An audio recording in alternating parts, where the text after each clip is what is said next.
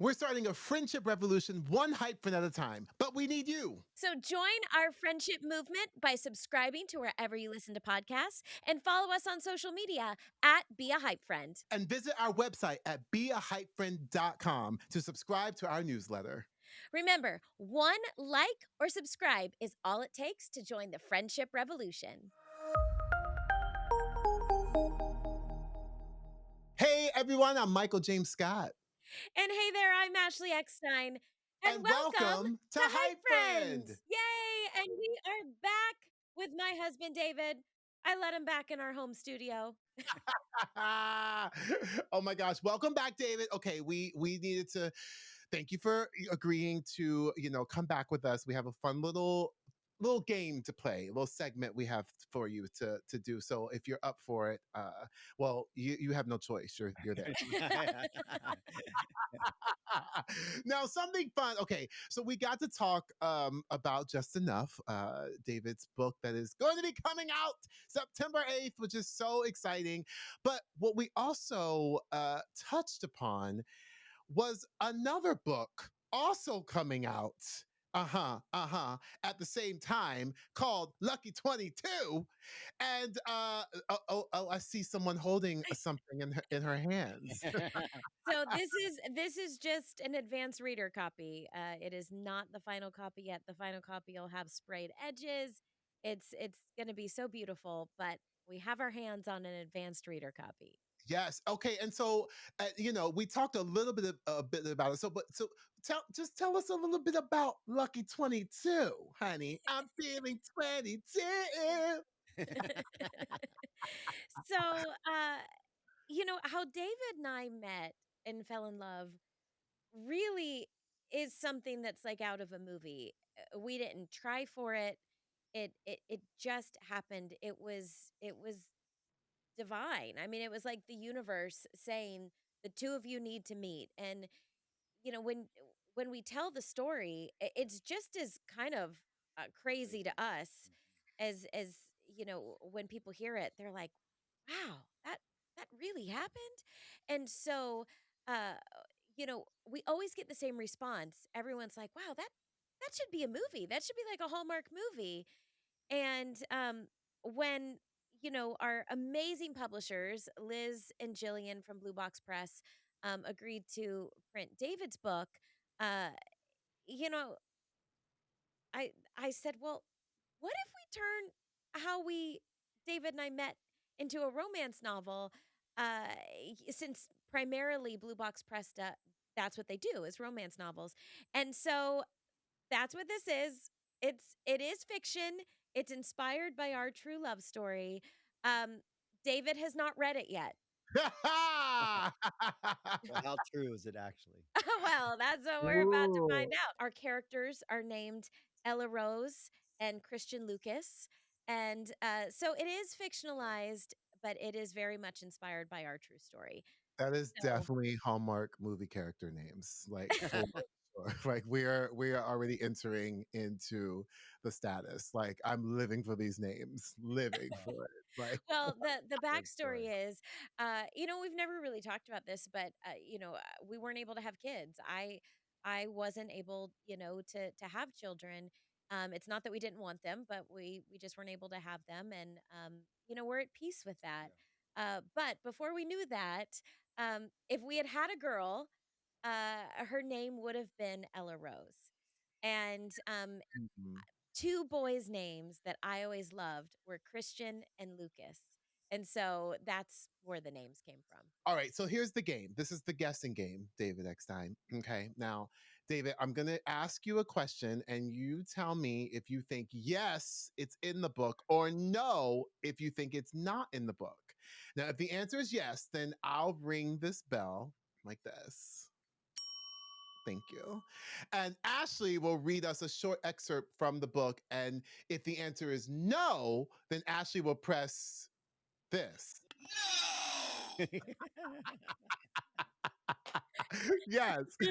I love that. I Great. love that button. So So she will press the no button and tell us the behind the scenes tea. Okay, because I like the tea. I Oh, want I yeah. want the tea.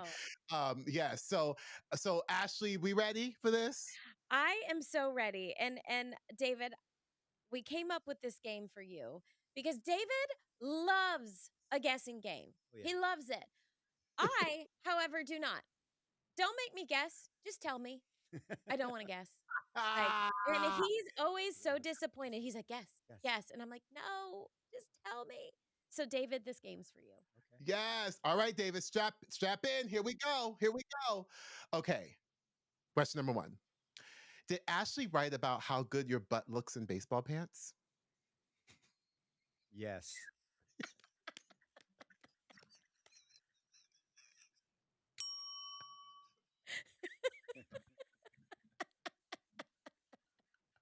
Ashley? The answer is yes. Um, and here is an excerpt. I already love this game. Yes. It's I wish he were already in his uniform so I could tell him how cute his butt looks or something flirty to make him smile. But I already know he's getting in the zone. He's quiet as we head down to the lobby together, but all I get to do is give him a quick kiss before he joins his teammates. What type of voice is that? Are we like, okay.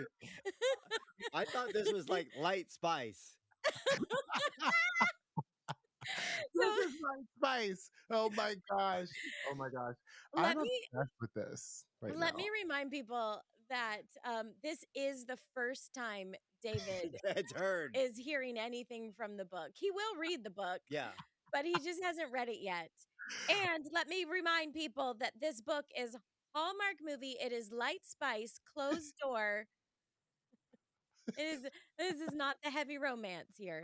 But we do talk about how cute his butt looks in baseball pants because it does. Absolutely. Yes. So, David, you just have to get over it and just enjoy the fact that your butt looks cute in baseball pants. So, Thomas, number two. Did Ashley write about how you almost broke up with her because of her driving? I hope she did. No. Oh, why? Nothing bad about you? No, that is a true story. Um, and we have varying accounts. I legitimately, for 2 days, thought that David was breaking up with me because of my driving. He literally he got so angry at my driving. He's like, "Ashley, this isn't going to work. This just isn't going to work." And then he didn't talk to me for 2 days. And he says he was never going to break up with me, that he didn't know why I was so upset. But no, I did not include But that. now you know me. Now you know me. Who's more right on this scenario? I think my driving is great, but when we drive Okay, together, I no longer drive. Wait, hold on a second. Hold on a second. So, we have this car, and in this car, it has driver assist.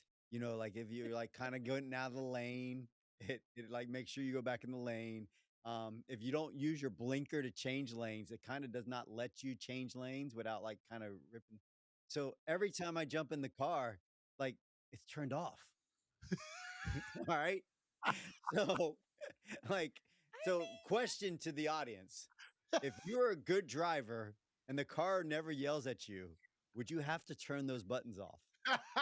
I mean, I think, David, I think my husband insists that always on driving when he's with Ashley.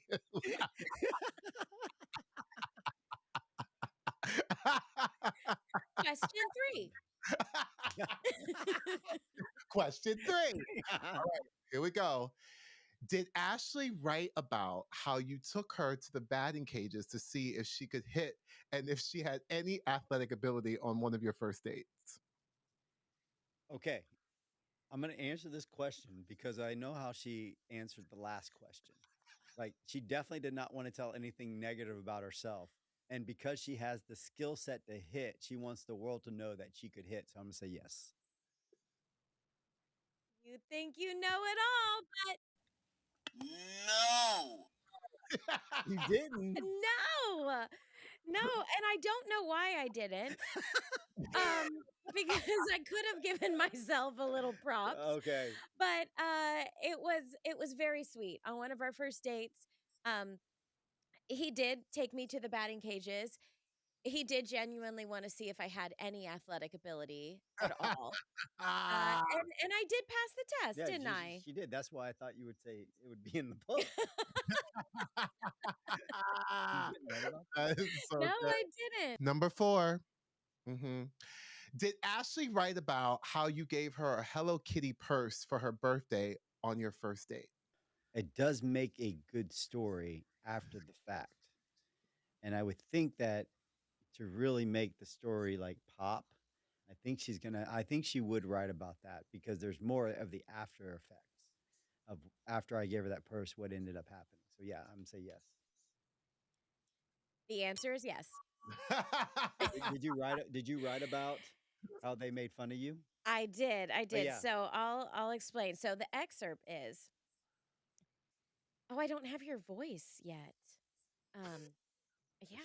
I mean, Where, eventually I'm gonna where read you the gonna go? You're gonna audiobook. read like I would say you'll be reading the Yeah. audiobook shortly. Yeah. what is Say it? happy birthday. Happy birthday, Ella. That's how you that's how you talk about me I'm trying to do what you do with me when you use my voice. Okay, wait till I read the next line. It says, "Happy birthday, Ella." He says before starting the car. The way he says my name with his voice low and husky sends a shiver down my spine. What? It feels like a promise. This is so awkward to read this with your husband. Did you Thank you. It may seem silly, but I collect Hello Kitty purses. I have over 30 bags, but I don't have this one. The bag is really cute. Pink with a quilted design, silver stitching, and naturally, Hello Kitty's adorable face. It makes me happy.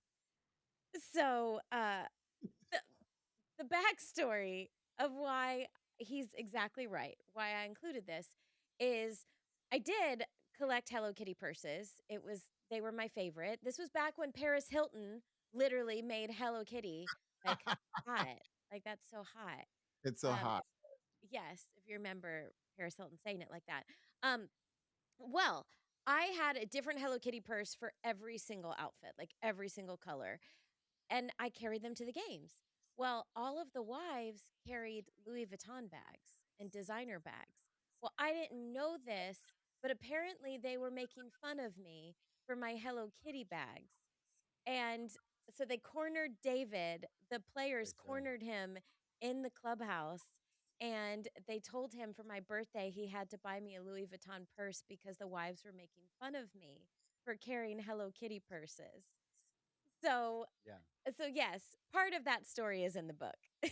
Wow. And so So then the follow-up question from Michael James Scott is, did you buy her the Louis Vuitton? oh yeah, of course. Yes, I did. Yeah. And did you do that on your own, or did you So wait, there's some perks to being in the major leagues. yes. The Louis Vuitton rep would always be in Miami. And so yeah, they took me over there and picked her out a purse. Okay, next question. Did Ashley write about how she cried in her car and ate fast food for Easter brunch by herself? I'm gonna say no. The answer is yes. This is actually one of my favorite scenes in the book. Cue the waterworks again. Now it's 9:30. So my options are limited, but then I see it like a black, white, and red beacon in the distance. Steak and shake. Yeah, not a traditional breakfast, but that doesn't even matter. Nothing does. Not right now. Traditional doesn't exist in my world. Not in my career, my marriage, none of it. I pull up to that drive through and order the most ridiculous thing I could even imagine for breakfast: a chili 5-way, French fries, and a cookies and cream milkshake. I can't even make eye contact with the cashier because I'm a mess, and I'm sure I'll see pity in her eyes. Instead, I pay, grab my food, and then pull over to the edge of the parking lot and eat the saddest Easter Sunday breakfast ever. And that, ladies and gentlemen, is a true story. That is a true story. And I talk about how lonely it can be a a baseball wife. And this was part of why David wanted me to live through an entire season, because you don't get to do traditional things like Easter brunch because it was a day game and David had to be at the field by 8:30 or Right. 9 Mhm. in the morning. Um but I didn't know that. This is my first Easter being with David. And so, heck yes, I ate a chili five-way with french fries and a cookies and cream milkshake at 9:30 in the morning on Easter Sunday. Wow. Well, There listen. there you go. Okay, last one. Because I feel like this we have to do this one. David, did Ashley write about how good you smell? I'm gonna say yes, but, did you go into, like, what that smell is? Well, yes. What kind of? Yes. Mhm. The answer is yes. So, we gently sway to imaginary music, and I have to admit, I needed this too.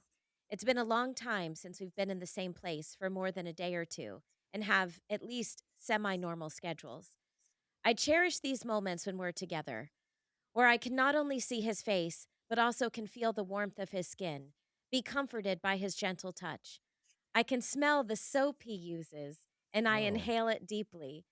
Every bit of this is like a feast for my senses, but in the most calming of ways.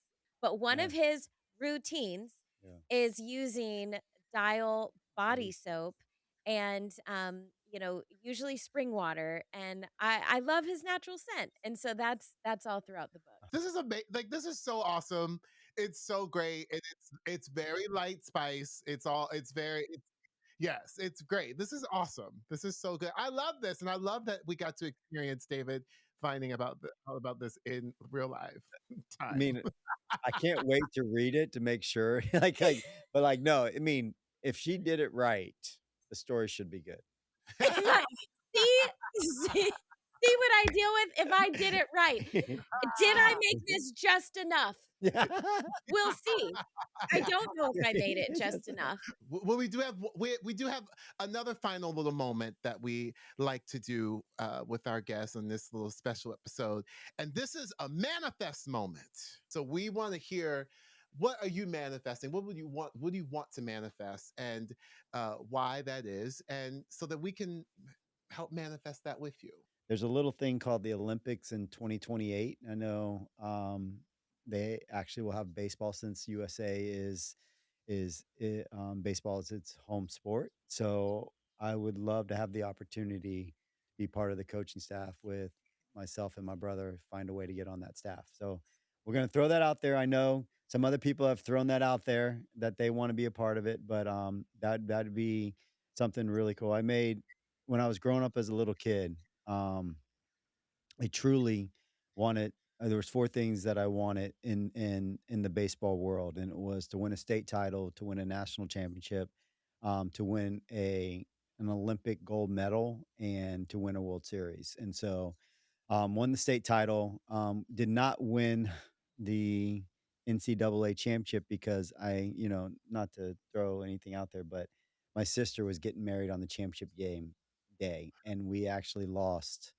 the game before, and I Wow. think I needed to be there for her wedding, and so that's it. But won 2 World Series, but now having the opportunity to be part of the Olympics and obtain a gold medal. So it's always been something on my whatever you say, my dream board or whatever. So hopefully, somehow find a way to get on that staff and find a way to help the club bring home a gold medal. Um, yes, sir. We are manifesting that so fiercely right now. Like, yes, yes, yes. We are manifesting that. I'm like, and I can't wait to see when it happens. Yes, yes, we are manifesting that. That's amazing. I love that manifestation. We manifesting that. I agree. So, yes, I talk all the time about throwing your dreams out into the universe. And so you got to do the same thing. And David has talked about this for years. Let me also preface that they did not lose the NCAA championship on purpose to go to his sister's wedding, but he still gives his sister a hard time Time. for scheduling Well, the wedding on the championship day. if we have to be honest, I think the person sitting on the couch right now made the final out. Yeah, You I did. I did. Hey, I you win some, you lose some. I grounded out to third base. Oh my gosh. Well, oh my David, thank you so much. Thank you for taking the time with us today and taking this little moment to, have some fun with your friend Michael James Scott and your wife Ashley Eckstein. Yeah, yeah. So thank you for being here, really, for being a part of Hype Friend. It is an honor to have you.